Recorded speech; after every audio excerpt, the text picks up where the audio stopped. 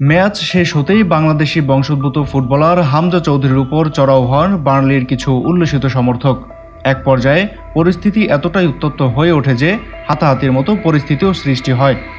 মাঠের মধ্যে টানটান উত্তেজনার রেশ ছড়ায় মাঠের বাইরেও। জিতলেই হামজার দল শেফিল্ড ইউনাইটেড উঠে যেত ইংলিশ প্রিমিয়ার লিগে, কিন্তু সেই ম্যাচে বার্নলির কাছে 2-1 ব্যবধানে হেরে যায় শেফিল্ড। যদিও এখনও শেফিল্ডের সুযোগ শেষ হয়ে যায়নি, তাদের খেলতে হবে প্লে অফ। তবে ম্যাচের উত্তাপ শুধু মাঠেই সীমাবদ্ধ থাকেনি। গুঞ্জনে উঠেছে হামজার ফিলিস্তিনের প্রতি প্রকাশ্য সমর্থনের কারণেই তাকে লক্ষ্যবস্তুতে পরিণত করেন কিছু বার্নলি সমর্থক। যদিও এ বিষয়ে এখনও কোনো নিশ্চিত প্রমাণ মেলেনি। ব্রিটেনের একাধিক গণমাধ্যম ও শেফিল্ড সংশ্লিষ্ট সাংবাদিকদের ভাষ্য মতে হামজাকে উদ্দেশ্য করে কটূক্তি করা হয় এবং বার্নলির কয়েকজন খেলোয়াড় ব্যঙ্গাত্মক ভঙ্গিও প্রদর্শন করেন। এর মধ্যে আরও গুরুতর অভিযোগ উঠে আসে হামজাকে নাকি বর্ণবাদী মন্তব্য শুনতে হয়েছে। যদিও এখন পর্যন্ত সে অভিযোগেরও কোনো আনুষ্ঠানিক প্রমাণ পাওয়া যায়নি।